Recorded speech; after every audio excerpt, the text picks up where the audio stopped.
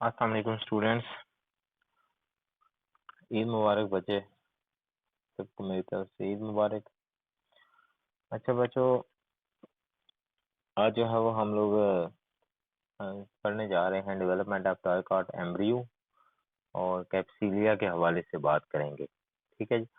अच्छा बेटा, यहाँ पे ना हम थोड़ा देखते हैं आउटलाइन को भी आज के लेक्चर में। अच्छा, ये आपकी आउटलाइन है, तो सेल वॉल स्ट्रक्चर और केमिकल कंपोजिशन की तो हमने फर्स्टली टच ही नहीं किया। ठीक है, एक बात। अच्छा, सेकंड, ये हम पढ़ रहे हैं टिश्यू सिस्टम कॉन्सेप्ट। ये तो आपके 4 चैप्टर थे कि 5 थे? 4 थे मेरे ख्याल से। तो ये 4 चैप्टर हमारे कंप्लीट हुए हैं। ठीक है जी, ये हम कर चुके हैं। अच्छा, आज हम इस फोर्थ को, ये आज हमारी कवर हो जाएगी इंशाल्लाह आउटलाइन। इसके बाद हमारे पास फर्स्ट वन, नंबर 1 और नंबर 3 रह जाएंगे। अच्छा, ये इसके बाद 3 दो रह गई है ना। दो में अब ये जो है ना, रूट, स्टेम और लीफ, ये एक एक दिन के लेक्चर हैं। ठीक है, इस तरह प्राइमरी और सेकेंडरी ग्रोथ जो डायकॉट स्टेम की है, वो भी सिर्फ एक एक दिन के लेक्चर हैं। इस तरह 3 आउटलाइंस हमारी कवर हो जाएंगी। सेल वॉल को हम देख लेंगे फिर। तो होप सो इंशाल्लाह। फिलहाल तो छुट्टियां चूंकि एक्सटेंड हुई हैं, तो इंशाल्लाह 23rd तक हमारा कोर्स जो है वो उससे पहले ही कवर हो जाएगा। ठीक है, क्योंकि ज़्यादा हम टिश्यू और टिश्यू सिस्टम में फंसे हुए थे, क्योंकि वो बहुत ज़्यादा लेंथी कोर्स था। अच्छा जी, अब बात करते हैं सबसे पहले कैप्सिलिया के हवाले से। ये इसकी प्लांट बॉडी है, इसको अगर देख लें, ठीक है जी, तो ये डेवलपमेंट है ओवरऑल उसकी एम्ब्रियो के हवाले से। तो अगर शॉर्टली देखें, ठीक है जी, तो इसमें दो तरह के सेल्स होते हैं। एक एम्ब्रियोनिक सेल्स हैं और दूसरे कौन से हैं? स्पेंसर सेल्स हैं। ठीक है जी। तो एम्ब्रियोनिक सेल से आप देखें, यहाँ पे कॉटिलिडियन बन रहा है। ठीक है जी, और दरम्यान में हाइपोफाइसिस है। और जबकि स्पेंसर सेल जो नीचे नजर आ रहा है, इससे रेडिकल, रूट कैप और ये फिर स्पेंसर का जो उसका पोस्टीरियर एंड है वो आपको दिखाई दे रहा है। फिर उसके बाद जो मेच्योर हो जाता है एम्ब्रियो, जो सीड में पाया जाता है, उसमें आप म्यूल देख रहे हैं, कॉटिलिडियंस देख रहे हैं, रेडिकल्स और रूट कैप देख रहे हैं, और अल्टीमेट ये हमारी प्लांट बॉडी होती है। तो ये यहाँ से स्टार्ट होने वाला प्रोसेस, यहाँ ये पूरी प्लांट बॉडी तक का जो फिनोमेना है, उसको डेवलपमेंट कहते हैं। डेवलपमेंट ऑफ एम्ब्रियो उसको कहते हैं। ठीक है जी। तो चलें आगे चलते हैं बच्चों।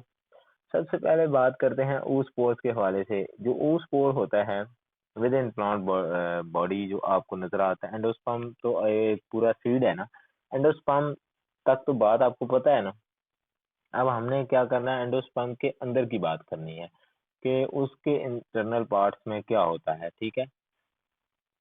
अच्छा, वैसे तो आपने सेल्स बहुत से पढ़े हैं, ब्लड सेल्स हैं, लिक्विफाइड ये वो सारे आप देखते हैं। अब ओवरऑल सेल्स तो हैं, लेकिन उनकी फॉर्मेशन जो इंटरनल है, इंटरनल एनाटॉमी जो कि हम लोग पढ़ रहे हैं, हमने यहाँ पे जो हम इस वक्त सब्जेक्ट पढ़ रहे हैं वो बॉटनी नहीं है। ठीक है, वो एनाटॉमी है। एनाटॉमी का मतलब होता है इंटरनल स्ट्रक्चर को स्टडी करना। ठीक है जी। तो हम बहुत आगे डेप्थ में जाके इस चीज़ों को देख रहे हैं। तो जब ऊ स्पोर डिवाइड करता है, ठीक है जी, ये ऊ स्पोर है, ये जाइगोट आपको नजर आ रहा है। ठीक है जी, इसको ऊ स्पोर समझ लें। जाइगोट इटसेल्फ इज अ ऊ स्पोर। ठीक है जी, एक स्पोर है वो, बस एक स्पोर। वो जब डिवाइड करता है, ठीक है जी, ट्रांसवर्सली। ट्रांसवर्स का क्या मतलब होता है? ऐसे जैसे ऊपर से रख के काट देना। ठीक है जी। तो ट्रांसवर्स सेक्शन में जब वो उसकी कटिंग्स होती हैं, तो उससे सस्पेंसर सेल बनता है और एक क्या है?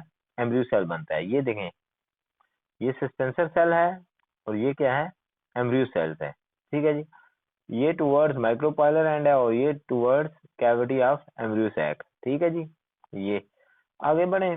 डिवीजन जब होती है तो ये क्या होता है? ओवरऑल जो हमारा पूरा ये ऊ स्पोर है, ये क्या होता है? इनलार्ज होता है। उससे क्या बनते हैं? इनलार्ज होता है और स्फेरिकल फॉर्म यहाँ पे क्या कर लेता है?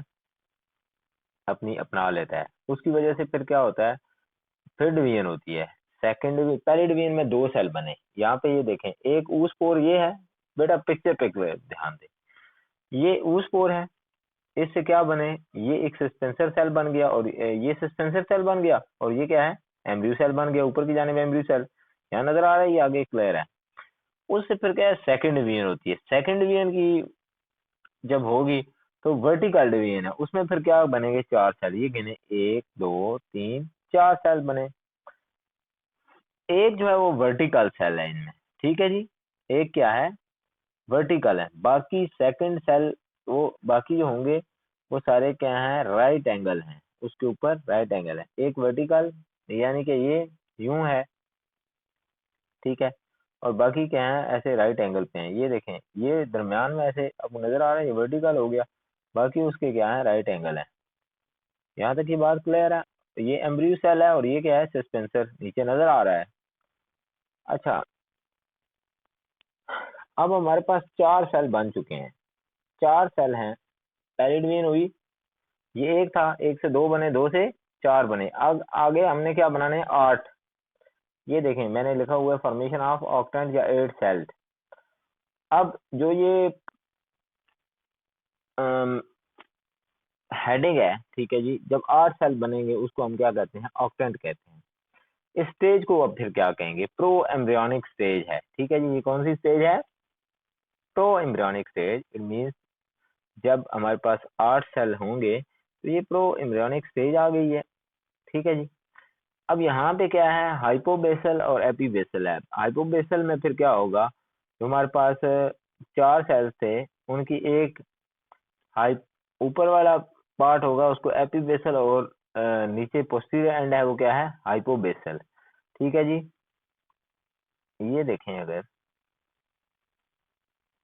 ये इंटीरियर एंड है, ठीक है, ये एपीबेसल है, ये क्या है हाइपोबेसल यानी पोस्टीरियर एंड नीचे वाला एंड है, ठीक है। तो अब क्या है four octants next to the suspensor will be formed as a result of hypobasal and that will give rise to the root end of embryo। अब मेरी बात सुने बच्चों, इधर देखें ये नीचे की जानिब है ना, ये पोस्टीरियर एंड है, पोस्टीरियर एंड जब भी प्लांट बॉडी बनती है तो पोस्टीरियर नीचे क्या होता है रूट्स बनती है ना, ठीक है। नीचे जब प्लांट का नीचे वाला हिस्सा कौन सा है रूट है, अब सस्पेंसर यहाँ पे नीचे लगा हुआ है तो it mean it will give rise to roots, ठीक है। जबकि हमारे पास इंटीरियर एंड है या वो क्या है चार ऑक्टेंट्स बनाएगा लेकिन किसके ऊपर कॉलेजल एंड के ऊपर, ठीक है जी। अब यहाँ पे इसकी वजह से फिर क्या है कॉटिलिडियन और म्यूल बनेंगे, यहाँ देखें ये एंड हो गया वहां पे और यहाँ पे फिर ये इसका माइक्रोपाइलर एंड है, ठीक है जी। ये दोनों एंड आप देख लीजिएगा जब आपको मिलेगी मजीद क्लियर हो जाएगा यहाँ से। अब डिवीजन अब यहाँ पे देखें ये मैंने ड्रॉ किया है, एक सेल था एक से दो बने, ये एक आप समझ लें एम्ब्रियो का सेल है और ये क्या है सस्पेंसर सेल है, उससे फिर हमारे पास क्या होंगे चार चार सेल बनेंगे यानी कि ये चार हाइपो के और चार एपी के। अब जब ये आठ बन गए हैं ये आठ अब सेल हैं अगर और एट डॉटर सेल लिखा हुआ है ना, इनमें फिर अब क्या होगी इनमें पेरिक्लाइनल डिवीजन होगी, कौन सी डिवीजन होगी पेरिक्लाइनल डिवीजन होगी, एक आउटर लेयर बनेगी और एक इनर लेयर बनेगी। डेफिनेटली आप देखें आपकी बॉडी के अंदर जो ये जो इस वक्त स्किन है इसकी बाहर वाली लेयर है उसके ऊपर ट्राइकोम जो आपके हेयर्स है ना, और इंटरनल स्ट्रक्चर में एनाटॉमी के ऊपर कोई definitely there will be some sort of you know the layer of cells, ठीक है जी। उस लेयर ऑफ सेल्स एक इनर होगी और एक आउटर होगी। अब यहाँ पे मैंने काफी चीजें क्लियर करने की कोशिश की हैं आपको, एक आउटर लेयर होगी और अब जब ये पीछे अगर देखें तो आठ सेल बन चुके हैं, आठ आठ सेल चार चार बन चुके हैं दोनों के, अब आठ हैं और अब ये आठ से इनकी अब डिवीजन करनी है तो इनमें जनाब चार अंदर वाली लेयर है चार बाहर वाली, अब घर बना हुआ हो आपके पास, ठीक है जी, अच्छे डेवलप हो चुके हों तो दो भाइयों में आपस में बंटवारा हो तो कहेंगे ये ये साइड तुम रख लो ये साइड हम रख लेते हैं। इस तरह एक इनर लेयर होगी सेल्स की और एक क्या होगी आउटर लेयर ऑफ सेल होगी। सॉरी। अच्छा आउटर लेयर होगी, आउटर लेयर में एंटी क्लाइनल डिवीजन होगी, कौन सी डिवीजन होगी एंटी क्लाइनल। तो इधर आ जाए कर्सर पे देखें ये जो एंटी क्लाइनल डिवीजन ये यूं ऐसे बना ये यूं ऐसे, ये कौन सी है एंटी क्लाइनल डिवीजन है, ये इसको देखें आप, ठीक है कर्सर नजर आ रहा होगा होप सो। तो ये हो गया एंटी क्लाइनल डिवीजन। अब हमने बात करनी है वहां पे एंटी क्लाइनल डिवीजन जो होगी ना वो क्या बनाएगी पेरिफेरल लेयर बनाएगी, क्या बनाएगी पेरिफेरी। पेरिफेरी क्या है पेरिफेरी वही साइड पे जो साइड पे रहने वाले जैसे बुजुर्ग लोग होते हैं वो साइड पे रहते हैं लड़ाई झगड़ा हो जाए तो ये क्या है साइड, साइड एजेस पे जो हमारे पास आउटर लेयर है, ये एपिडर्मिस है ना, उसके साथ साथ रहने वाले, ये पेरिफेरल लेयर बनाएगी, उसकी वजह से डर्मेटोजेन बनेगी, डर्मेटोजेन की वजह से क्या बनेगी, एपिडर्मिस। समझ आ गई बात। क्योंकि डिवीजन होगी एंटीक्लाइन की वजह से क्या होगी, पेरिफेरी बनेगी, साइड टेरेस एक तरह से बनेगा, उस टेरेस की वजह से क्या बनेगी, डर्मेटोजेन बनेगी, डर्मेटोजेन की वजह से क्या है, that will give rise to the epidermis, और एपिडर्मिस सेल्स आपने पीछे बहुत अच्छे से पढ़ लिए हैं। अच्छा, इनर लेयर ऑफ सेल्स। अब ये देखें, ये हमारे पास क्या थी, आउटर लेयर सेल्स, कर्सर पे ध्यान देते रहे, ये सारी क्या थी, आउटर लेयर। यहाँ पे ये देखें पे, यहाँ मेरा जो कर्सर यहाँ पे घूम रहा है, ये क्या इनर लेयर है। अब इनर लेयर के ऊपर भी क्या होगी, सम सॉर्ट ऑफ डिवीजन होगी। इनर लेयर में अब लॉन्गिट्यूडिनल और ट्रांसवर्सल डिवीजन होगी, ट्रांसवर्स सेक्शन में। ठीक है जी। अब यहाँ पे देखें, इधर आए, ये मैंने कटिंग की एक तस्वीर डाली है, ट्रांसवर्स, ये देख लें, ट्रांसवर्स सेक्शन, जैसे मैंने कहा था ना मुंडी बनाते हैं वो, that is called transverse section. एक ये ट्रांसवर्स होगी और ये है लॉन्गिट्यूडिनल। यहाँ पे ये आपको बहुत अच्छे से अब क्लियर हो जाएगा कि लॉन्गिट्यूडिनल और ट्रांसवर्स में क्या फर्क है इन दोनों के डिवीजन। इसकी वजह से पेरिब्लम बनेगी और इसके नीचे डर्मेटोजन और वस्कुलर टिश्यूज जो है वो सेंटर में आ जाएंगे। अच्छा, अब क्या है कि हाइपोफाइसिस की वजह से सस्पेंसर में जो आप ये समझ म्यूटेशन हुई, म्यूटेशन की वजह से या some sort of genes alteration में जब हम आगे बढ़ेंगे तो ये यहाँ पे क्या हो रहा है, यहाँ पे फिर डर्मेटोजन में जो रूट एपिक्स है, ये देखें रूट एपिक्स जो है क्या है, इनकम्प्लीट फॉर्मेशन होगी, ये इसकी क्या बनेगी, रूट एपिक्स जो है वो उसकी इनकम्प्लीट फॉर्मेशन है, ये जो है। ठीक है जी। तो इसकी ये जो है वो, एक सेकंड, सारा काम ही खराब हो गया।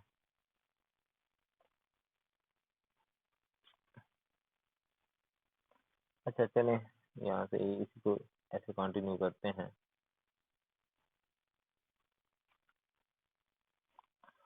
अच्छा,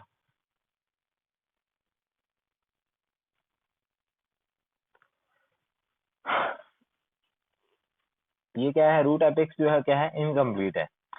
अब इनकम्प्लीट को कंप्लीट तो करना है, यहाँ पे फिर क्या होगी, यहाँ पे ट्रांसवर्स डिवीजन होगी, उस डिवीजन की वजह से पेरिब्लम जो है वो पहले कंप्लीट होगी, फिर लॉन्गिट्यूडिनल डिवीजन होगी, उसकी वजह से क्या होगी, प्लेट ऑफ 4 सेल्स की फॉर्मेशन होगी, और इसके साथ साथ दो लेयर हैं, ऊपर वाली लेयर है, एक नीचे वाली है। जो अपर लेयर होगी डर्मेटोजन को कंप्लीट करेगी, और लोअर वाली क्या है, रूट कैप के सेल्स जो हैं वो जो रह गए हैं उनको कंप्लीट कर लेंगे, और जो फ्री घूम रहे होंगे वो हार्ट शेप बना देंगे लोब। ठीक है जी, ये देख लें आप पीछे, फ्री वालों ने ये हार्ट शेप बना दी, बाकी ये ऊपर डर्मेटोजन और पेरिब्लम को क्या कर लेंगे, कंप्लीट कर लेंगे। ठीक है जी।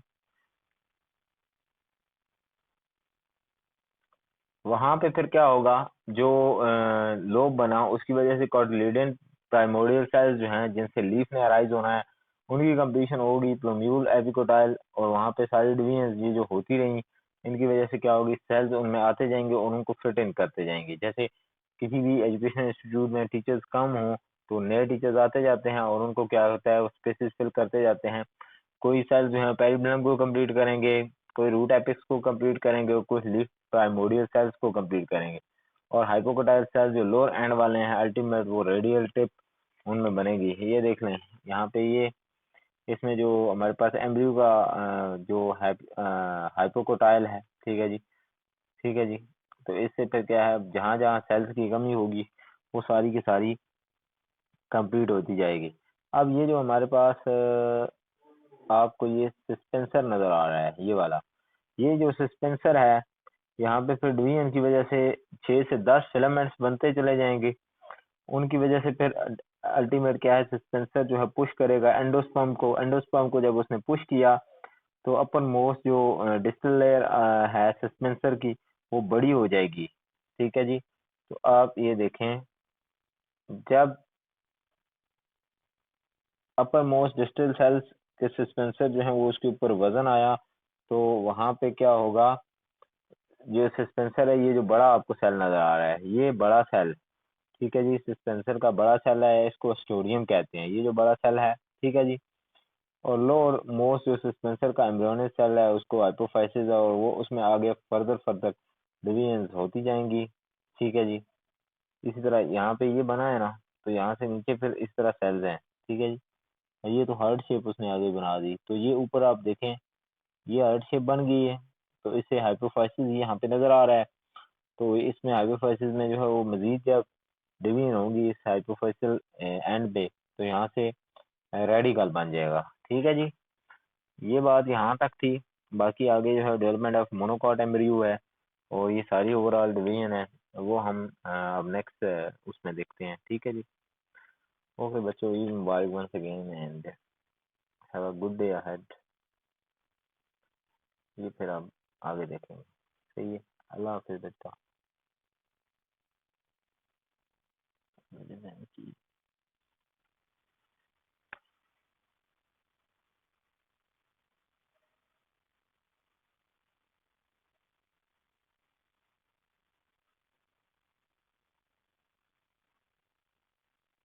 बिस्मिल्लाहिर्रहमानिर्रहीम। अस्सलाम वालेकुम स्टूडेंट्स। अच्छा बच्चों, आज हम पढ़ेंगे डेवलपमेंट ऑफ मोनोकॉट एम्ब्रियो, ठीक है जी। तो अगर आउटलाइन के हवाले से बात करें, देखें यहाँ दिया हुआ है early development of plant body embryology. तो यहाँ पे कोई स्पेसिफिक जो है ना वो उन्होंने गैप नहीं दिया हुआ, या कोई लाइन नहीं है कि मोनोकॉट की एम्ब्रियोलॉजी है या डायोकॉट की है, क्योंकि प्लांट बॉडी है। प्लांट बॉडी हमारे पास क्या है, प्लांट्स दो तरह के होते हैं, या मोनोकॉट्स होते हैं या डायोकॉट्स होते हैं। लेकिन आगे जो है कैप्सुला या अराबिडोप्सिस जो है वो उन्होंने दिए हुए हैं। इन दोनों में से कोई एक आपने इनकी करनी है, क्या है, एम्ब्रियोलॉजी इनकी पढ़नी है। लेकिन चूंकि पीछे प्लांट बॉडी दिया हुआ है, लिहाजा फिर क्या है कि हमें एक मोनोकॉट की भी पढ़नी पड़ेगी और साथ ही साथ डायोकॉट की भी। कैप्सुला की तो हम पढ़ चुके हैं, डायोकॉट है, ठीक है जी। ये सारी जो हम पढ़ चुके हैं ये सारी लेयर, ठीक है जी। आज हम मोनोकॉट्स के हवाले से बात करेंगे, लेकिन मोनोकॉट्स की आपकी बुक में कोई डिस्क्रिप्शन नहीं दी हुई, उसको मैंने कवर किया है ताकि अगर कल डिस्क्रिप्शन के हवाले से क्वेश्चन आ जाए मोनोकॉट एम्ब्रियो की डेवलपमेंट के ऊपर, तो आप वहाँ हाथ के हाथ धरे बैठे ना रहे, ठीक है। अच्छा बच्चों, इसको आपने जो है वो अच्छे तरह से देख लेना है, ठीक है। अच्छा, बुक की जो थ्योरी है उसको पहले देखते हैं, ठीक है जी। यहाँ पे भी सिंपल वैसे ही ऊस पोर है।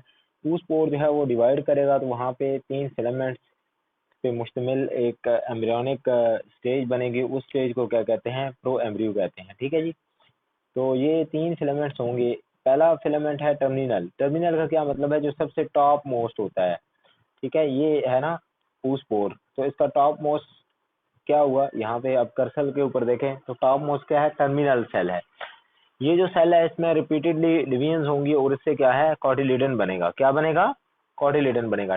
टर्मिनल से टर्मिनल सेल जो होगा सबसे टॉप पे, उस पे उससे कॉटिलिडन बनेगा। मिडल सेल से हमारे पास सुपरपोज टायर्स ऑफ सेल्स बनेंगे। सुपरपोज टायर्स ऑफ सेल से मुराद ये है आपका प्लोम्यूल हो गया, ठीक है जी। उसके साथ साथ रेडिकल के सारे पार्ट्स हैं, ठीक है जी। एम्ब्रियोनिक डेवलपमेंट सारी इसमें आएगी। जो मिडल पार्ट है बच्चों, याद रखिएगा, ये सबसे इम्पोर्टेंट पार्ट है और इसी से सारी प्लांट बॉडी डेवलप होगी। अच्छा, लास्ट पे जो है बेसल सेल। बेसल सेल जो है वो क्या है, वो बड़ा एक सेल होगा और इससे उसके ऊपर अटैच होगा सस्पेंसर सेल, ठीक है जी। यहाँ पे आपको आगे चल के पता चलेगा कि उसके साथ फॉर्मेशन उसकी कैसे है, क्योंकि उसके साथ यहाँ पे इस जगह पे वो अटैच होगा, ठीक है जी। ये 3 सेल्स हैं जो कि बुक में दिए हुए हैं, लेकिन हमने पूरा ओवरऑल फिनोमेना पढ़ना है, लिहाजा आइए कुछ ये डायग्राम्स हैं। यहाँ देखें ना, ये एक सेल है, ठीक है जी। हमारे पास क्या है, ये ऊस पोर है। ऊस पोर से क्या है, 1 2 3 3 सेल नजर आ रहे हैं। 3 सेल में सबसे पहले टर्मिनल सेल हो गया, सबसे ऊपर वाला। दरमियान वाला जो है क्या है, ये बेसल सेल हो गया, और नहीं, टर्मिनल मिडिल सेल हो गया, और लास्ट वाला क्या होगा हमारे पास, बेसल सेल, ये, ठीक है। इसको आपने देख लेना है। अच्छा, डेवलपमेंट ऑफ मोनोकॉट एम्ब्रियो। अब यहाँ पे देखें, अब आपने कर्सर को बहुत ध्यान से देखना है। जहाँ मैं कर्सर मूव करूंगा वहां पे आपने ध्यान देना है। ये एक जायगोट है, ठीक है जी। एक डायकॉट मोनोकॉट का जायगोट हो गया, या इसको आप क्या कर सकते हैं, ऊस्पोर कह सकते हैं। अब देखें यहाँ पे चेजल एंड है, चेजल एंड का मतलब है जो ऊपर वाला एंड है, टर्मिनल पार्ट। नीचे क्या है, लोअर एंड या माइक्रोपाइलर एंड हो गया। जायगोट 2n है। जब कंडीशन फेवरेबल होंगी तो क्या होगा, इसमें ट्रांसवर्स डिवीजन होगी। ठीक है जी, ट्रांसवर्स डिवीजन आपने पीछे पढ़ी हुई है ना, आपको पता है। ठीक है, जो मैंने पीछे आपको पिक्चर्स दिखाई थी। ठीक है जी, ये देखें ट्रांसवर्स सेक्शन, ये नजर आ रहा है, समझ आ गई बात। ये ट्रांसवर्स डिवीजन होंगी आप यहाँ पे,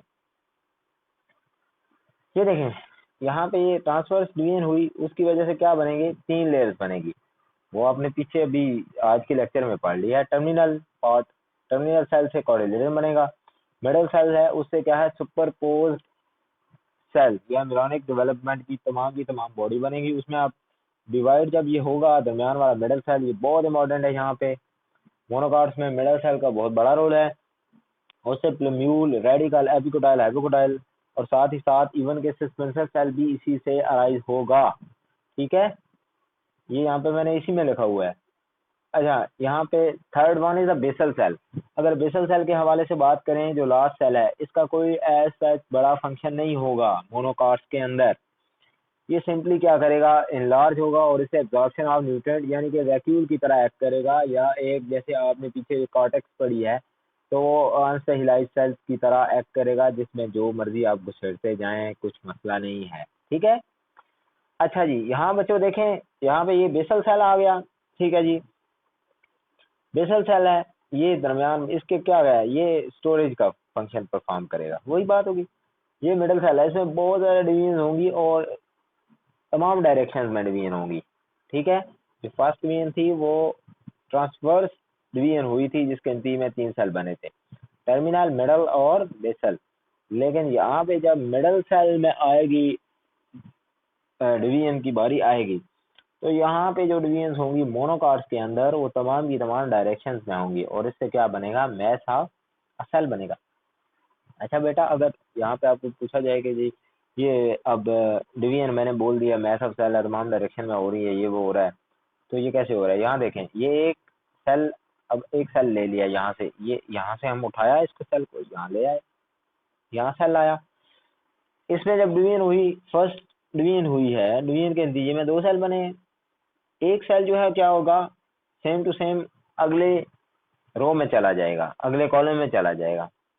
एक सेल जो है डिवाइड करेगा ट्रांसवर्स, टीएस मतलब ट्रांसवर्स सेक्शन, ट्रांसवर्स अभी दिखाया है ना पीछे। तो 2 सेल, ये जो एक सेल होगा उससे 2, ओवरऑल 2 से फिर क्या 3। ये सेल नीचे वाला जो था बेसल सेल है, बेसल सेल नीचे वाला सीधे का सीधा आगे आ गया, समझ आ गई बात।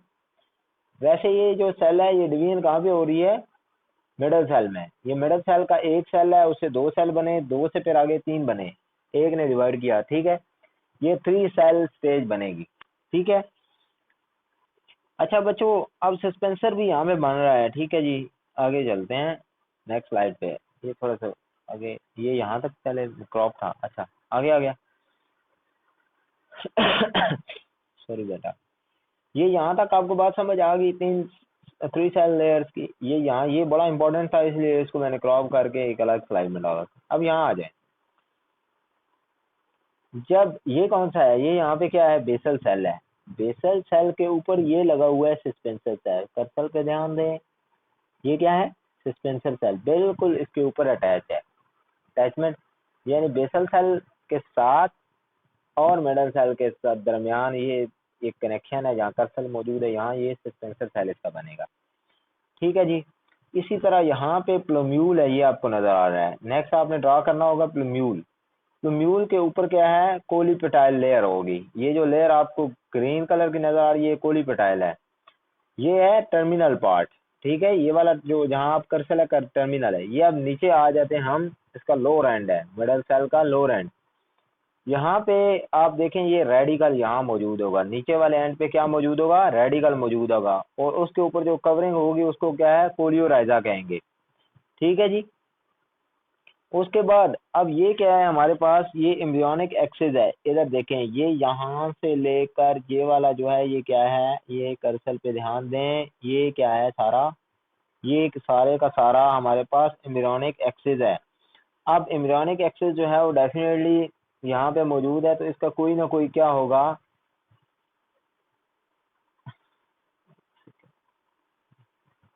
अच्छा ये सारे का सारा एम्ब्रियोनिक एक्सिस है। अब एम्ब्रियोनिक एक्सिस का बाकी जो मिडल सेल का पार्ट है उसके साथ कोई ना कोई कनेक्शन होगा। वो कनेक्शन ये यहाँ पे डेवलप होगा, ये एक एंड है, ये दूसरा एंड है, यहाँ पे क्या होगा, कनेक्शन डेवलप होगा। ये जो कनेक्शन डेवलप होगा यहाँ पे, इसको क्या कहेंगे हम, इसको कहेंगे कॉटिलिडनरी नोड कहेंगे, ठीक है जी। कॉटिलिडनरी नोड कहेंगे। अब ये हमारे पास क्या है, ये जो ऊपर आपको ग्रीन ग्रीन नजर आ रही है, ये हमारे पास क्या है,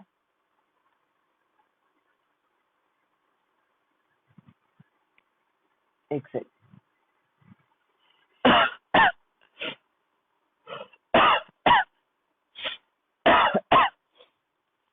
सक्लेंटम, ये ऊपर नजर आ रही है, ठीक है जी। ये पानी दे दे, हाँ जी पानी ला दे मुझे। अच्छा, इसके बाद यहाँ पे ये जो है, ये क्या है, एपिकोटाइल है, और ये नीचे एपिकोटाइल ऊपर है, यानी कि कोलियोपोटाइल की जानिब एपिकोटाइल है, और नीचे क्या है, हाइपोकोटाइल है, ठीक है जी। अब ओवरऑल बेसल सेल और सस्पेंसर सेल यहाँ पे एज सच फंक्शन परफॉर्म नहीं करे। अच्छा बच्चों, आपने पीछे जब डायकॉट पढ़ा था, डायकॉट में आपको याद होना चाहिए कि सस्पेंसर सेल जो था उसके बहुत इंपॉर्टेंट फंक्शन थे, ठीक है जी। वो जैसे प्रधानमंत्री होता है या घर में एक बंदा होता है जिसकी बहुत ज्यादा चलती है, ऐसा सिस्टम था ना। लेकिन यहाँ पे सस्पेंसर सेल जो है वो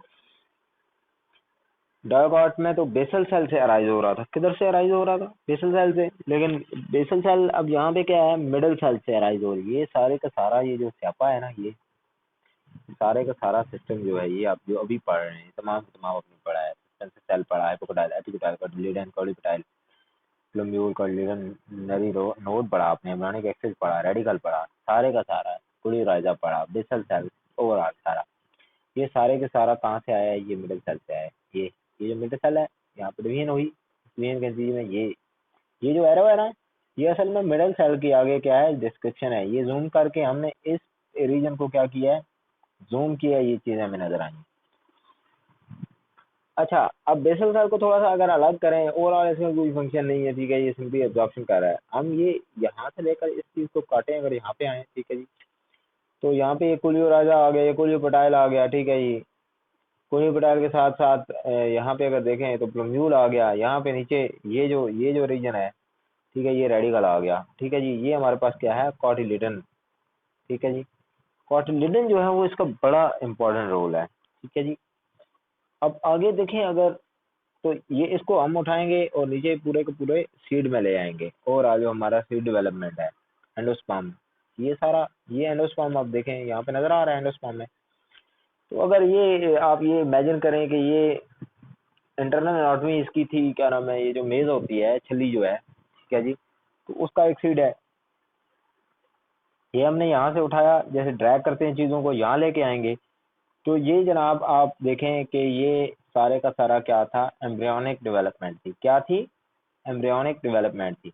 यानी कि इसमें अगर इसको मजीद मुख्तसर किया जाए तो ये क्या है, ओवरऑल ये जो रीजन, ये सारी है कॉटिलिडन, ये ठीक है जी, कोलियोपोटाइल, एपिकोटाइल, हाइपोकोटाइल, रेडिकल, ये सारी चीजें, ये क्या था, ओवरऑल क्या है, एम्ब्रियो है। सीड का क्या है, एम्ब्रियो है, ठीक है जी। ये एपिथेलियम है, ये कॉटिलिडन, ये तमाम एम्ब्रियोनिक दो अब मेन हिस्से बन गया। एक एम्ब्रियो का हिस्सा बन गया, एक एंडोस्पर्म का हिस्सा बन गया। ये क्या है, ये आपका एम्ब्रियो है।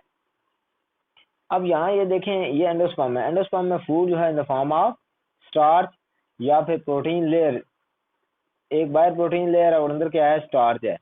अब डेफिनेटली जब ये इसकी जर्मिनेशन होगी तो ये स्टार्च को यूज करेगा और प्रोटीन को यूज करेगा, ये स्टार्ची लेयर है। लेकिन ये जो दरमियान में आपको लेयर नजर आ रही है, ठीक है जी, जस्ट लाइक द मेम्ब्रेन, ठीक है जी, तो कार्टिलेडन होगा। जब भी फूड जो है यहाँ पे इसकी डिग्रेडेशन होगी, उसको कन्वर्जन होगी फूड की, तो यहाँ पे कार्टिलेडन जो होगा वो अपना रोल प्ले करेगा। स्टार्च एंडोस्पर्म में डाइजेशन होगी हार्मोन्स के जरिए, हार्मोन्स के जरिए होगी, ठीक है जी।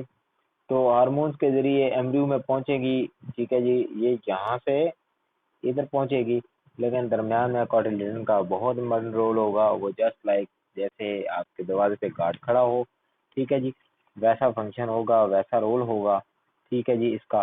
तो लिहाजा यहाँ पे जो आपने डायकॉट है उसमें याद रखना है कि आपके पास जो है वो सस्पेंसर के अहम फंक्शन है, लेकिन यहाँ पे क्या है, यहाँ पे जो है वो हमारे पास कॉटिलिडन जो है वो उसका सारा इम्पोर्टेंट फंक्शन है। ठीक है जी, आगे एंडोस्पर्म के हवाले से बात चलें नेक्स्ट वीडियो में करेंगे। ओके बेटा, अल्लाह हाफिज़। बिस्मिल्लाहिर्रहमानिर्रहीम। अस्सलाम वालेकुम स्टूडेंट्स। अच्छा जी, पीछे हम जो है वो क्या है कुछ पढ़ चुके थे, डेवलपमेंट ऑफ मोनोकॉट एम्ब्रियो। उससे पहले तो कैप्सुला पढ़ा, और कैप्सुला की ये जो early development of plant body है, कैप्सुला पढ़ा। कैप्सुला के बाद हमें, चूंकि ये प्लांट बॉडी थी तो मोनोकॉट, ये डायकॉट था कैप्सुला, और इस तरह से गिटारिस के तो थे मोनोकॉट। मोनोकॉट और डायकॉट हम पढ़ चुके। इसके बाद अब जो है वो ओवरऑल प्लांट बॉडी की अर्ली डेवलपमेंट के हवाले से बात थी। हमारी बात जो है चल निकली थी ओवरऑल सारी हम लोगों ने पीछे एम्ब्रियो और ये स्टार्च का जो तमाम एंडोस्पर्म है, एंडोस्पर्म तक की थी कि इसमें स्टार्च होता है और साथ साथ प्रोटीन लेयर होती है। तो यहाँ तक तो ये सिंपल सिंपल बातें थी। अब हमने, हमारी लास्ट बात जो ख़त्म हुई थी वो एंडोस्पर्म पे हुई थी, लिहाजा आज हम एंडोस्पर्म से ही आगे आगाज़ करते हैं। बेसिकली जो डेवलपमेंट है एंडोस्पर्म की, आप देख सकते हैं कि एक प्राइमरी एंडोस्पर्म यहाँ पे आपको दिखाई दे रहा है, उसमें न्यूक्लियस है, ठीक है जी। न्यूक्लियर डिवीजन होती है, न्यूक्लियर डिवीजन की वजह से वॉल फॉर्मेशन होती है। अब ये जो वॉल फॉर्मेशन की बात है ये अपने दिमाग में सही से बिठा लेनी है, क्योंकि अब जितनी इसकी एंडोस्पर्म की टाइप्स हैं वो वॉल फॉर्मेशन के ऊपर ही उनकी डिफरेंट जो है कैटेगरीज हैं। किसी में वॉल फॉर्मेशन है, किसी में वॉल फॉर्मेशन नहीं है, किसी में वॉल फॉर्मेशन उसको हेल्प आउट कर रही है फॉर डेवलपमेंट, किसी में उसको नहीं कर रही, ठीक है जी। तो ये जो एक लाइन है इसके बारे में आपने माइंड में यहाँ से अच्छी तरह बिठा लेना है। तो ये आगे फिर सेलुलर एंडोस्पर्म की जो है वो बिगनिंग है, ये फिर दरमियान में क्रॉस वॉल्स आ गई, तो इस वजह से क्या है न्यूक्लियर डिवीजन्स हुई हैं। ये हमारे पास एक बीन सीड है, ये कि डाइकॉट का है, ठीक है जी, और ये क्या है मोनोकॉट का सीड है। इसको आपने देख लेना है, दो कॉटिलिडन है इसमें, डाइकॉट है, सीड कोट है, एपिकोटाइल है, एपिकोटाइल आगे सारा कुछ इसमें रेडी कर दिए, ठीक है जी। ये इसकी प्लांट बॉडी ओवरऑल जो है वो आगे सीडलिंग यहाँ से निकलेगी। इस तरह इसी का सीड कोट है, एंडोस्पर्म और सिंगल कॉटिलिडन है, ये जैसे कॉर्न का सीड है, बीन का। यहाँ से मोनोकॉट और डाइकॉट के दरमियान आपको डिफरेंस अच्छी तरह से समझ आ चुका होगा। अच्छा जी, एंडोस्पर्म के हवाले से अगर बात करें तो एंडोस्पर्म बेसिकली एक न्यूट्रिटिव टिश्यू है, ठीक है जी, जो कि तमाम के तमाम फ्लावरिंग प्लांट्स के अंदर पाया जाता है। फर्टिलाइजेशन के बाद बनने वाला अमल है fertilisation, flowering plants of fertilisation, ठीक है जी। तो एंडोस्पर्म जो है वो नॉर्मली एक प्रोसेस है डबल फर्टिलाइजेशन, उसके नतीजे में ही बनता है, ठीक है जी। तो अगर डबल फर्टिलाइजेशन हम आगे चल के पढ़ेंगे तो हम, ये ओवरऑल एक सीड दिया हुआ था। अब बात करते हैं एंडोस्पर्म्स के हवाले से। एंडोस्पर्म आपको पता चल गया है कि ये एक तमाम के तमाम फूड को स्टोर करने वाला एक एलिमेंट है। तो यहाँ से ये बच्चों, यहाँ ये आप देखें ना, तो यहाँ पे आपने ये एम्ब्रियो को अपनी तमाम बॉडी का रिलेटेड एपिकोटाइल ये सारा आप पढ़ चुके हैं, लेकिन अब हमने बात करनी है ये स्टार्च और ये क्या है प्रोटीन लेयर, जो ये जो बात है, ठीक है जी, इसको हमने आज डिस्कस करना है ये एंडोस्पर्म में। समझ आ गई बात? अब ये ना हो एंडोस्पर्म में आप जनाब वो सारा लिखते रहे एपिकोटाइल एपिकोटाइल कुलियोपोटाइल वाला। अब एंडोस्पर्म बेसिक जो है वो क्या है, फूड स्टोरेज एलिमेंट, जैसे किचन होता है हमारा, वहाँ जाके हम खाना खाते हैं, इसी तरह प्लांट्स के अंदर जो फूड स्टोरिंग एलिमेंट है वो क्या है एंडोस्पर्म है। अच्छा, एंडोस्पर्म जो है वो क्या है basically main source of food है फॉर डेवलपिंग एम्ब्रियोज, ठीक है जी, और जनरेटिंग सीड के लिए ये बेसिकली क्या है मेन सोर्स ऑफ फूड है, ठीक है जी। अगर बात करें हैप्लॉइड्स के हवाले से, तो हैप्लॉइड्स में जैसे अब जिम्नोस्पर्म्स हैं, तो वहाँ पे जो डेवलपमेंट है उसमें कंटिन्यूटी रखने के लिए फीमेल गैमेटोफाइट में ये पाया जाता है, ठीक है जी। जबकि अगर एंजियोस्पर्म्स के हवाले से, जिम्नोस्पर्म्स क्या हैं नेकेड सीड वाले, जिनके सीड जो कवर में नहीं होते, ठीक है जी, जैसे वो मज़ारों के ऊपर पड़े होते हैं, आप कौन देखते हैं, ठीक है जी, वो कौन सी पड़ी होती हैं, वो जिम्नोस्पर्म्स हो गए। आगे एंजियोस्पर्म्स हैं, एंजियोस्पर्म ये जो आप जितने ये अमरूद है जैसे मेरे माइंड में भी आ रहा है वो खा रहे हैं, ये जिम्नोस्पर्म। ठीक है, ये बहुत दफा मैं क्लास में आपको बता चुका हूँ। अच्छा, अब जिम्नोस्पर्म्स के अंदर तो क्या है, फीमेल गैमेटोफाइट में ये पाया जाता है फॉर कंटिन्यूटी ऑफ लाइफ। ठीक है जी। जबकि एंजियोस्पर्म्स के अंदर ये कैसे बनता है, ये फ्यूजन होती है दो पोलर न्यूक्लियाई की। तो एक मेल गैमीट का होता है और दूसरा जो है फिर प्राइमरी एंडोस्पर्म न्यूक्लियस बना देता है। ठीक है जी। बेसिकली ये क्या है कि मेजॉरिटी ऑफ केसेस में जो है न्यूक्लियर फ्यूज होता है तो उसका न्यूक्लियस बन जाता है यूनियन ऑफ फीमेल गैमिट्स जो है वो इसमें होती है। अब बात ये है समझने की कि यहाँ पे जो ये एंडोस्पर्म है बेसिकली ये यहाँ पे ट्रिप्लॉइड भी हो सकता है, हैप्लॉइड भी हो सकता है, टेट्राप्लॉइड भी हो सकता है, पॉलीप्लॉइड भी हो सकता है। ठीक है जी। यानी N2 N3 N4 N5 N, जैसे हम तो हैप्लॉइड को N कहते हैं ना, सिंगल 2N हो तो वो डिप्लॉइड। ठीक है, इसी तरह ये 3 4 पोली 6 9 इस तरह। ठीक है जी। इसकी जो ओवरऑल फॉर्मेशन है वो क्या है, 2N से अबव भी हो सकती है, हैप्लॉइड भी हो सकता है, सिंपल N भी हो सकता है। ठीक है जी। अब बात यह है कि on the basis of method of formation of the early stages of the endosperms, the endosperms had to be just classified or divided into the different sort of types. ठीक है जी। So let's discuss about the types of endosperm. तो सबसे पहले है nuclear type. अब nuclear type जो है वो उसको कोई मदद नहीं मिलती वॉल फॉर्मेशन के हवाले से। Nuclear division not complex by the wall formation. Wall के हवाले से ये बात ये समझा दी थी मैंने पीछे। ठीक है, तो यहाँ पे वॉल के हवाले से कोई बात नहीं है। ठीक है, यहाँ पे देखें आप, यहाँ पे कोई वॉल नजर आ रही है न्यूक्लियर एंडोस्पर्म के अंदर, ये पिक्चर मैंने लगा दी साथ। तो number of nucleus produce from few to several. अब न्यूक्लियस जो है वो एक या एक से क्या है हजारों तक बन सकते हैं, जबकि न्यूक्लियाई जो है पुश टुवर्ड्स पेरिफेरी। पेरिफेरी का क्या मतलब है, साइड एजेस से पाए जाते हैं। इसके अंदर क्या है बेसिकली ये साइड एजेस से इसलिए पाए जाते हैं क्योंकि लार्ज वैक्यूल पाया जाता है। ठीक है जी। ये तो न्यूक्लियर एंडोस्पर्म हो गया। आगे सेलुलर है। जो पहली न्यूक्लियर डिवीजन होती है ना यहाँ पे सेलुलर में, पहली न्यूक्लियर डिवीजन। अब जैसे माँ बाप जो है घर में पहले बच्चे से ज्यादा प्यार करते हैं। ठीक है, फर्स्ट चाइल्ड बेबी जो है। अब इसी तरह यहाँ पे जो फर्स्ट सेलुलर टाइप है, जो सेकंड अब हमने हमारी टाइप है इसकी एंडोस्पर्म की, जो पहली न्यूक्लियर डिवीजन होती है फर्स्ट न्यूक्लियर डिवीजन, उसमें मददगार होती है वॉल फॉर्मेशन। वॉल फॉर्मेशन का उस वहाँ मौजूदगी पाई जाती है। ठीक है जी। अब जैसे ये देखें पीछे, एक सेकंड, हाँ जी ये देखें बेटा, बच्चों ये था ना, इसकी पहली डिवीजन कौन सी है, ये ऊपर वाली है ना।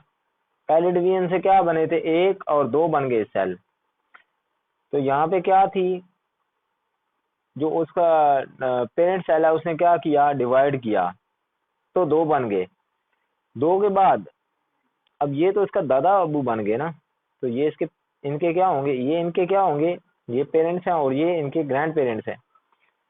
तो इट मीन जो फर्स्ट डिवीजन है ये पहली डिवीजन है, इसमें क्या है उन्होंने उनको हेल्प आउट की, तो ये पहला जो सेल था वो क्या हुआ, डिवाइड हुआ। दूसरे में उन्होंने हेल्प आउट नहीं की, ठीक है, वॉल फॉर्मेशन ने अकॉम्प्लिश नहीं किया उसको, तो लिहाजा ये एज इट इज आगे चला गया।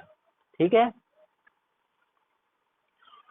अच्छा जी, यहाँ पे फिर क्या है, फर्स्ट न्यूक्लियर डिवीजन को क्या किया जाता है, वहाँ पे अकॉम्प्लिश किया जाता है। अब एम्ब्रियो साइट जो है वो बहुत से चैम्बर्स में डिवाइड हो जाता है और ये first wall basically transverse section में ही क्या है डिवीजन होती है। अच्छा जी, हेलोबाइल टाइप है आगे थर्ड वन इसकी। ठीक है जी। तो यहाँ पे क्या है, फर्स्ट जो न्यूक्लियर डिवीजन है यहाँ पे ट्रांसवर्स फॉर्म में ही होती है। चेजल चैम्बर जो होता है वो न्यूक्लियस में वो डिवाइड करता है, वॉल फॉर्मेशन में आगे कन्वर्जन होती है उसकी। इसके साथ साथ माइक्रोपाइलर चैम्बर है। ठीक है जी, वहाँ पे न्यूक्लियस जो डिवाइड करता है फिर न्यूक्लियर डिवीजन से, और वो के वॉल फॉर्मेशन के हवाले से वहाँ पे कोई मदद नहीं शामिल हाल नहीं होती।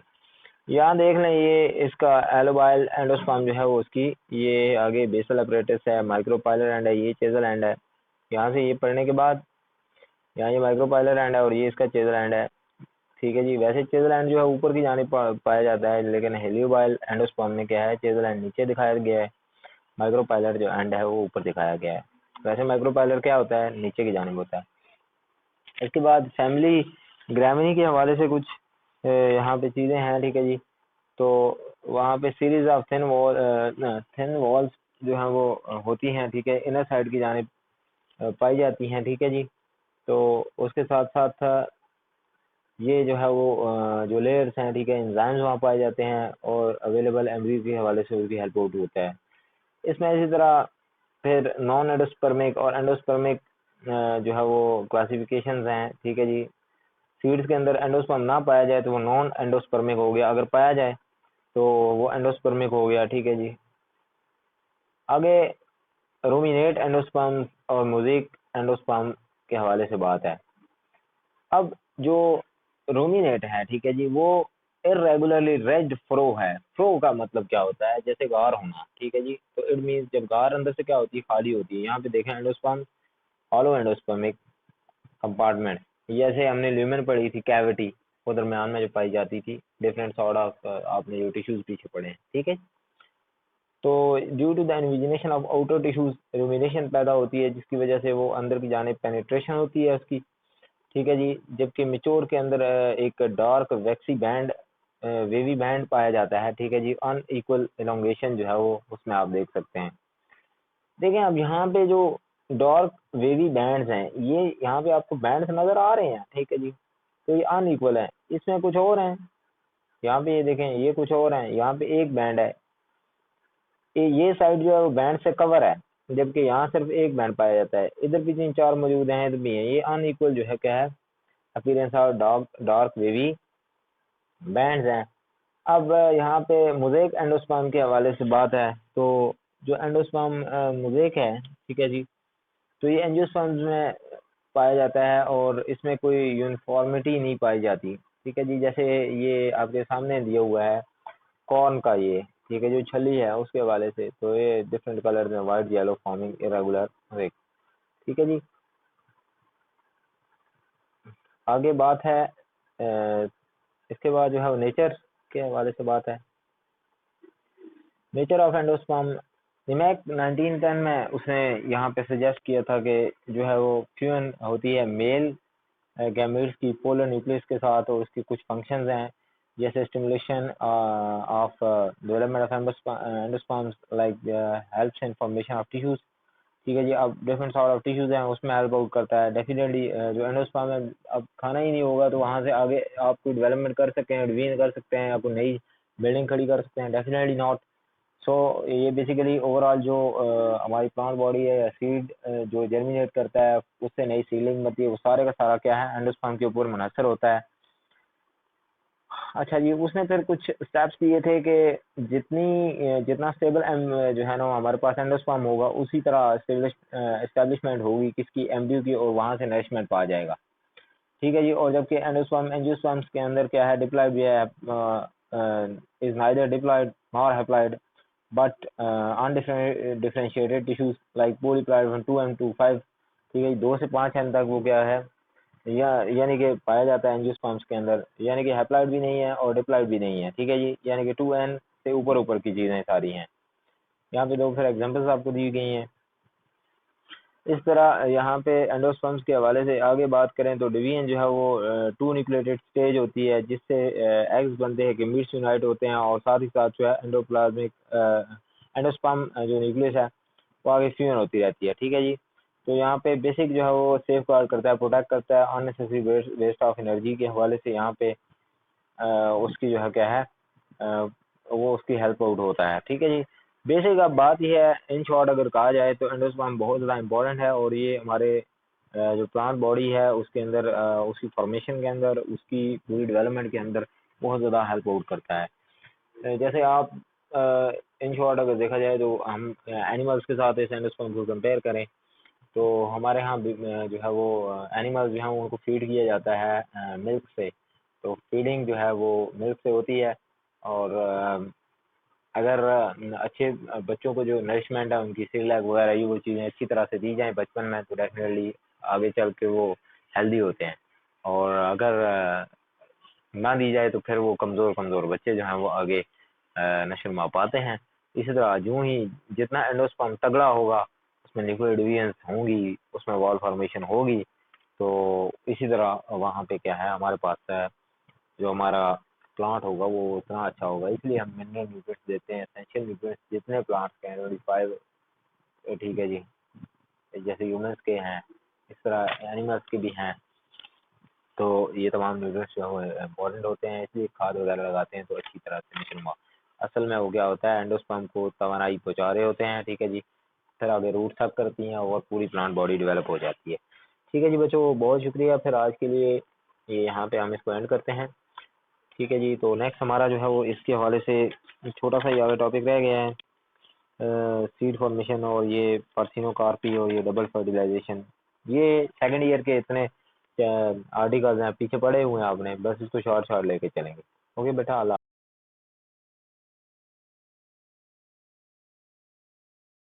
अस्सलाम वालेकुम स्टूडेंट्स। अच्छा बच्चों, हमारा जो नेक्स्ट टॉपिक आ रहा है वो सिग्निफिकेंस ऑफ डबल फर्टिलाइजेशन है। ठीक है जी, ये काफ़ी इंपॉर्टेंट टॉपिक है, ठीक है जी, एग्जाम पॉइंट ऑफ व्यू से। तो इससे पहले जो है वो थोड़ा सा देख लेते हैं डबल फर्टिलाइजेशन को, क्योंकि डबल फर्टिलाइजेशन जो है वो काफ़ी इम्पोर्टेंट है। तो डबल फर्टिलाइजेशन के हवाले से जो हमारे पास फ्लावरिंग प्लांट्स हैं, एंजियोस्पर्म्स हैं, ये फिनोमेना देखा जा सकता है। ठीक है जी, इसके बाद हम सिग्निफिकेंस ऑफ डबल फर्टिलाइजेशन देखेंगे। अब यहाँ पे जो है क्या है, एक मेल रिप्रोडक्टिव पार्ट और फीमेल रिप्रोडक्टिव पार्ट के दरमियान जो फर्टिलाइजेशन होती है उसको डबल फर्टिलाइजेशन है। ठीक है जी, एंजियोस्पर्म में पाई जाती है। बेसिकली ये ओव्यूल के अंदर चेंजेस होती हैं। ठीक है जी, एक रिप्रोडक्टिव सेल होता है, ठीक है जी। तो यहाँ ये ओव्यूल को जूम इन किया जाए अगर, तो ठीक है जी, यहाँ पे एक रिप्रोडक्टिव सेल है जिसको कहते हैं मदर सेल। इसमें जो है डिवीजन होती है, ये एक मदर सेल था, इसमें डिवीजन हुई है। ठीक है जी, ये बेसिकली डिप्लॉयड होता है, इससे क्या डिवीजन हुई, कौन सी, मियोसिस। मियोसिस के जरिए क्या है, 4 सेल बने। 4 सेल में से ये जो 3 सेल आपको नजर आ रहे हैं, ठीक है जी, ये जो 3 सेल हैं ये डीजेनरेट हो जाएंगे, खत्म हो जाएंगे, इनमें से बच जाएगा एक सेल, ये क्या है, मेगास्पोर बनेगा। ठीक है जी, इसमें अब क्या होगा, ये मेगास्पोर है, इसमें 3 राउंड माइटोसिस के हुए, माइटोसिस के 3 राउंड होंगे, तो इसमें से 8 हैप्लॉइड न्यूक्लियाइड बनेंगे।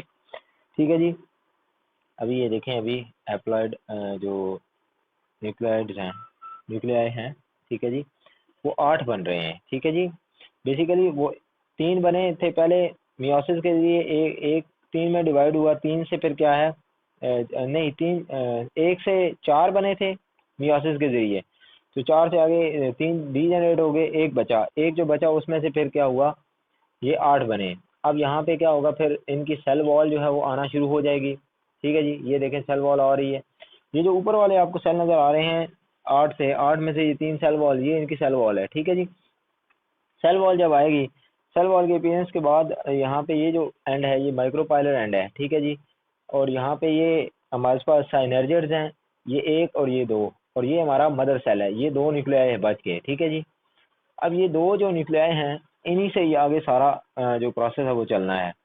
ठीक है जी,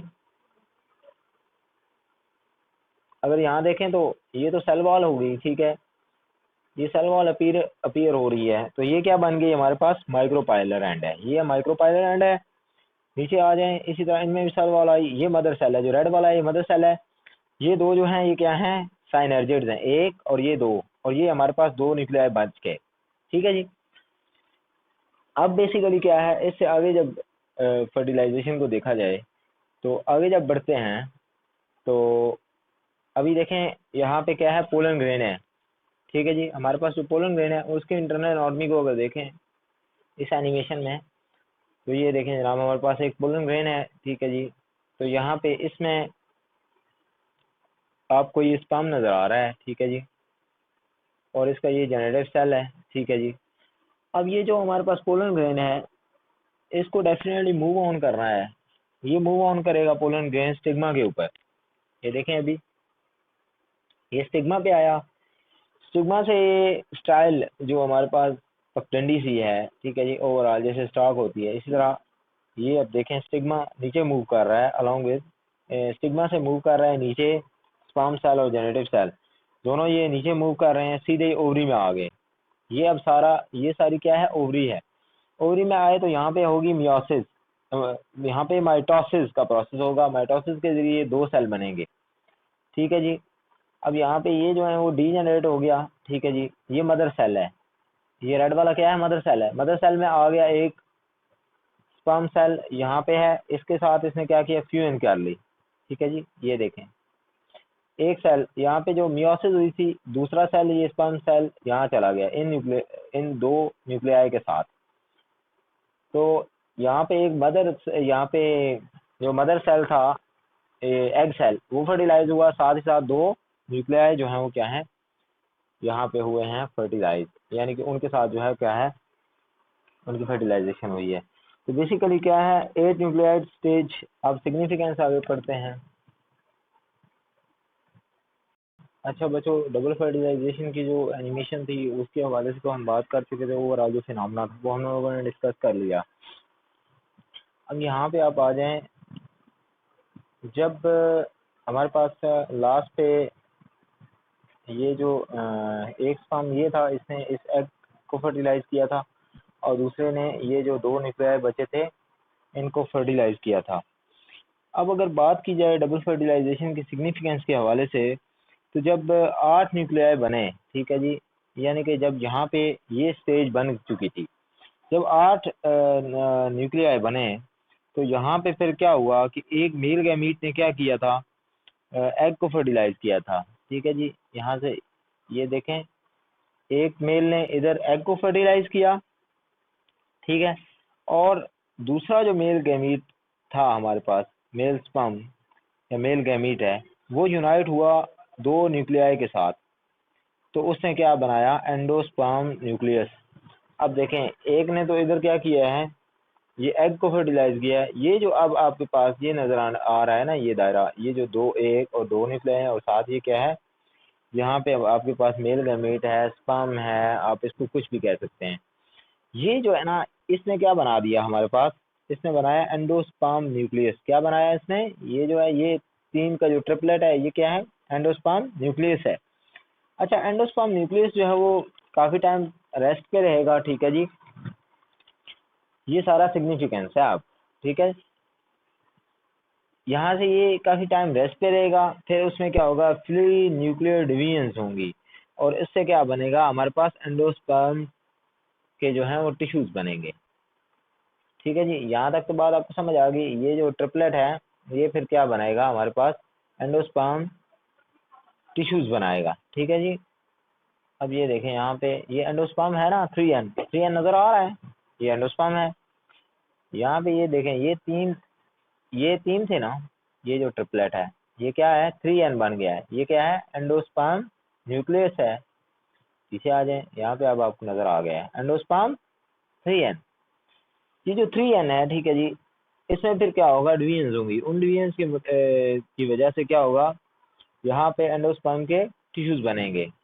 तो आप ये देखें, ये फिर आगे सीड कोट, एम्ब्रियो, ये चीजें क्या बन गई, ये आगे टिश्यूज बनना शुरू हो गए हैं, डिफरेंट सॉर्ट ऑफ टिश्यूज हैं, ठीक है जी। यहाँ से फिर वो कहता है कि हम सेफली कंक्लूड कर सकते हैं कि जो सेकंड गैमीट था, सेकंड मेल गैमीट था, अगर वो फ्यूज ना करता, डबल फर्टिलाइजेशन ना होती, तो इसके नतीजे में हमारे पास जो रिमेनिंग न्यूक्लियाई थे वो इनएक्टिव रहते।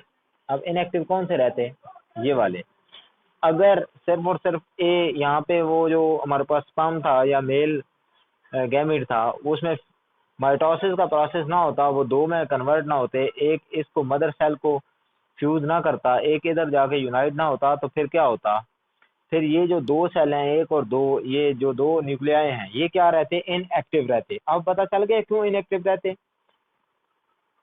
अगर वो फ्यूज ना करता इनको और इनके साथ आगे ट्रिपलेट ना बनाता, 3n ना बनाता, तो ये 2 जो थे, ये क्या है, कम ही पड़े रहते। इसने तो ऊपर बना दी लेयर, ठीक है जी। तो अब ये बात है कि यहाँ पे फिर क्या रहता, ये ऐसे ही रह जाता, ठीक है जी।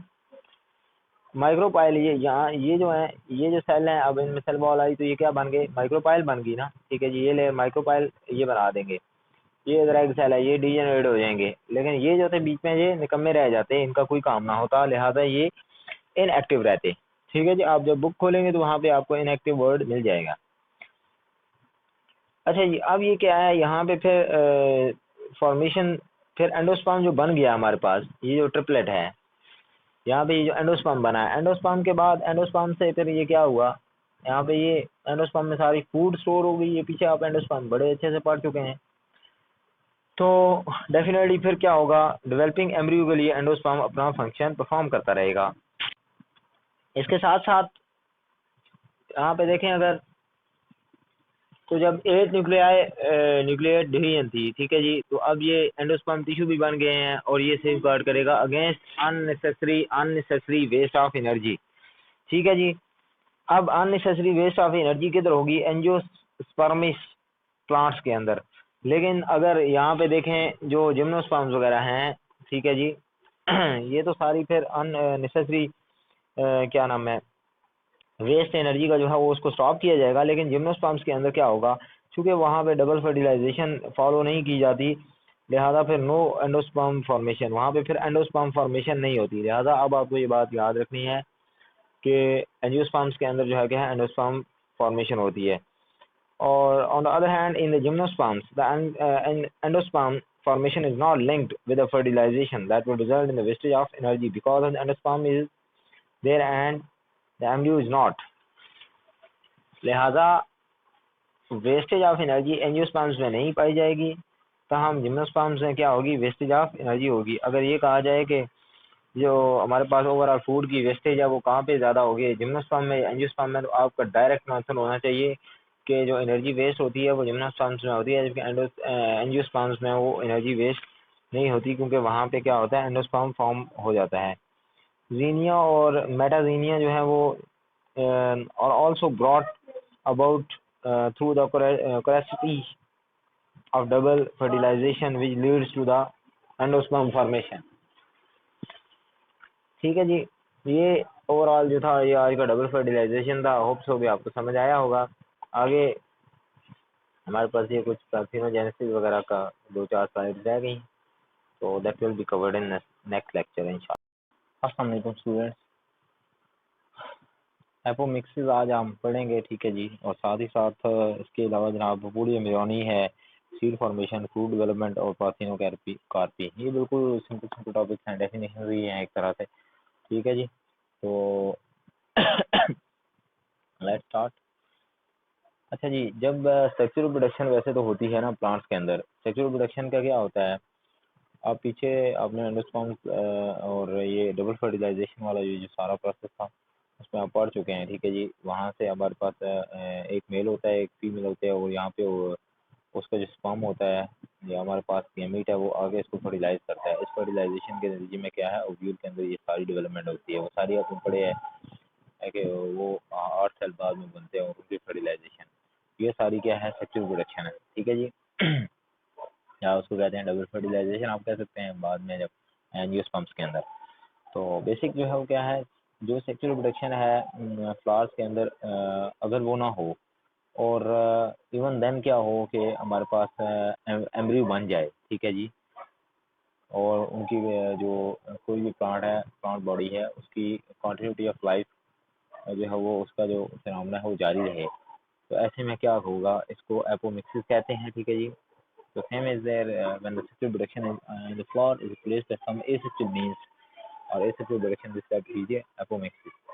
तो बेसिकली जो है वो इसकी 3 टाइप्स हैं, ठीक है जी। पार्थिनोजेनेसिस है, एपोगेमी है, और स्पोरोफिटिक बडिंग है। तो सबसे पहले पार्थिनोजेनेसिस के हवाले से बात करते हैं। एम्ब्रियो जो है वो क्या है, embryo develops from unfertilised egg.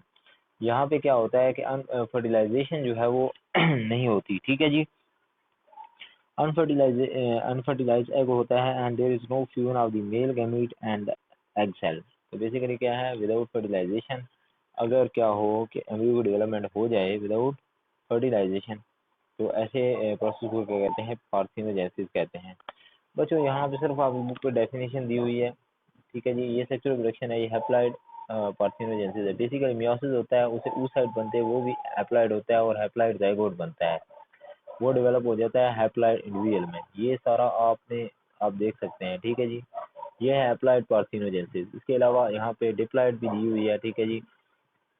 ऑटोमिक्सिस, apomixis, यहाँ पे ये आपने देख लेना है खुद, ठीक है जी। तो हम बुक में, जो आपकी बुक है, ये जो डेफिनेशन ही खाली दी हुई है, ये इसको आप देखेंगे आपको क्लियर हो जाएगा। आगे है एपोगेमी, इसकी सेकंड टाइप है जिसमें आप सेक्सुअल रिप्रोडक्शन तो होनी नहीं है, लिहाजा अगर एम्ब्रियो डेवलप हो किससे, एम्ब्रियो सैक से, ठीक है जी, तो ऐसे में इसको क्या कहते हैं, एपोगेमी कहते हैं। ठीक है जी, बेसिकली जो एम्ब्रियो होता है, अब देखें, अब बात यह है कि एग फर्टिलाइज नहीं हो रहा, तो फिर डेफिनेटली कोई और चीज़ तो होगी जिसकी वजह से ये फर्टिलाइजेशन हो रही है। तो एम्ब्रियो जो क्या है, साइनर्जिड या एंटीपोडल सेल जो होता है उससे क्या होता है, वो डेवलप होता है। वो मे बी एप्लाइड हो और या फिर डिप्लॉयड हो। जैसे आपके पास है एलियम आयरस है, ये इसकी तस्वीर दी हुई है। ठीक है जी, तो इट मीन्स अगर एम्ब्रियो सैक से एम्ब्रियो डेवलप हो तो उसको एपोगेमी कहते हैं। अब कहते हैं एम्ब्रियो सैक के अंदर भी तो कोई चीज़ मौजूद होगी, ये वो या साइनर्जिड है या फिर एंटीपोडल सेल है। मैं पीछे देखता हूँ, साइनर्जिड जो है वो आपको दिखाया जाए, ये देख रहे हैं, ये साइनर्जिड है। ठीक है जी, या साइनर्जिड से या फिर क्या है, एंटीपोडल सेल से। ये एंटीपोडल सेल आपको नजर आ रहे हैं तीन, ये यहाँ पे दरम्यान में एंटीपोडल सेल है। तो या एंटीपोडल सेल से या फिर साइनर्जिड से अगर एम्ब्रियो बने तो इसको एपोगेमी कहते हैं। ठीक है जी, एलियम आयस के अंदर है ये। ठीक है जी, एंटीपोडल सेल जो है वो क्या है, यहाँ पे हैप्लॉइड भी हो सकता है और साथ ही साथ डिप्लॉइड भी हो सकता है। अच्छा जी, तो एलियम आयरस है, इसके अंदर ये एग्जांपल है, ये आपने जहन में रखनी है, मे बी ये आ जाती है एग्जाम्स में। ये देख रहे हैं, ये है एलियम आयरस। आगे है स्पोरोफिटिक एपोमिक्सिस। ठीक है जी, अब ये बेसिकली क्या है, स्पोरोफिटिक बडिंग है। ठीक है जी, अगर अनफर्टिलाइज एक सेल हो और उससे एम्ब्रियो बन जाए तो उसको स्पोरोफिटिक एपोमिक्सिस कहते हैं। जबकि स्पोरोफिटिक बडिंग है, यहाँ पे बुक पे दिया हुआ है, तो जो एम्ब्रियो है वो डायरेक्टली न्यूक्लियस या इंटेगुमेंट से अगर अराइज हो जाए, ठीक है जी, तो उसको क्या कहते हैं, स्पोरोफिटिक बर्डिंग कहते हैं। बेसिकली क्या है, ये एम्ब्रियो जो होता है वो अराइज होता है बडिंग। बडिंग अब क्या है, बड क्या होती है, यानी कि एक, फॉर एग्जांपल ये एक बर्ड है, जैसे सेल डिवीजन होती है बच्चे, ये एक बर्ड है, ये एक सेल है, यहाँ से क्या होगा, इसमें डिवीजन होगी तो आगे क्या बन जाएंगे, दो हो जाएंगे, दरम्यान में क्या है, क्लेवेज हो जाएगी, उसके नतीजे में दो सेल होंगे। तो ऐसी डिवीजन को क्या कहते हैं, बडिंग कहते हैं इन शॉर्ट। एक बर्ड, फिर बाद में क्या होता है, वो आपस में डिसजॉइंट हो जाते हैं और इंडिविजुअल बना देते हैं, वहां से फिर वो उनकी जर्मिनेशन होती है तो एक नया पूरा प्लांट बन जाता है, नई प्लांट बॉडी या सीडलिंग अराइज हो जाती है। ठीक है जी, तो अब ये क्या है, अगर बडिंग के जरिए हो, बडिंग कहाँ पे होगी, न्यूक्लियस या इंटेगुमेंट में होगी, तो वहां से इसको क्या कहते हैं, स्पोरोफिटिक बडिंग कहते हैं। अच्छा, यहाँ पे आपको पीछे दिखाते हैं, ये देखें बेटा, ये एक मदर सेल है ना, ठीक है जी, तो इसमें ये क्या हो रहा है, ये डिवीजन हो रही है। ठीक है जी, तो ये बेसिकली अगर उसको देखा जाए, बाद में फिर चार बने, अब ये अलग हो गए हैं, ये एक अलग सेल है, ये एक अलग सेल है, ये एक अलग है, ये एक अलग है, ये चार सेल हैं। ये समझ लें कि ये बेसिकली बडिंग का प्रोसेस हुआ, ये डिवीजन है, डिवीजन बडिंग है। अब ये जो सेल है ये भी एक पूरा कंप्लीट सेल है, चाहे तो ये आगे चल के ये क्या है, जर्मिनेशन में अपना अमल लाए, सारा यहाँ से कोई भी सेल है, तो अल्टीमेट क्या है, ये एक मेच्योर स्पोरोफाइट बना दे। ठीक है जी, बढ़ेंगे जस्ट लाइक दिस।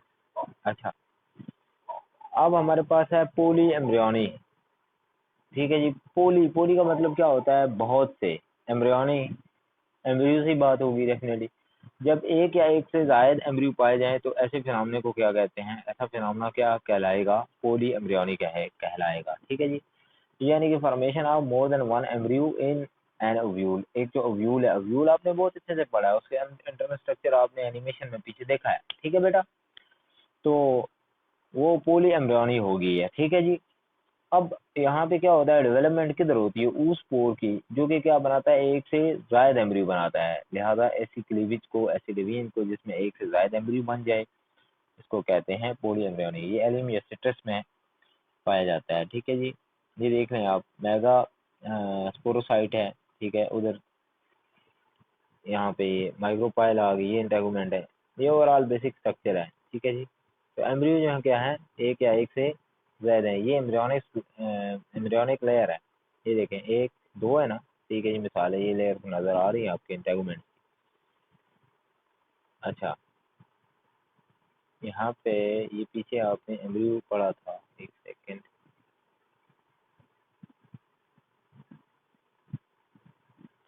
ये सारा बेटा, ये देखें, ये सारा क्या था, ये सारे का सारा एम्ब्रियो है ना इटसेल्फ। ये फिर बाद में जब हम ये सारा पढ़ चुके थे तो आखिर में यहाँ पे क्या आया था, ये मैंने कहा था एम्ब्रियो है, और ये आपका क्या है, एंडोस्पर्म है। तो ये एम्ब्रियो है ना बेटा। तो यहाँ पे एक से ज्यादा जब एम्ब्रियो बन जाए, ये एक है ना, यहाँ से ये एक उठा लूँ मैं, इधर साथ डाल दूँ, तो ये क्या है, पोली एम्ब्रियोनल एम्ब्रियोनी है, ठीक है जी। अच्छा, ये तो हो गया पोली एम्ब्रियोनल एम्ब्रियोनी।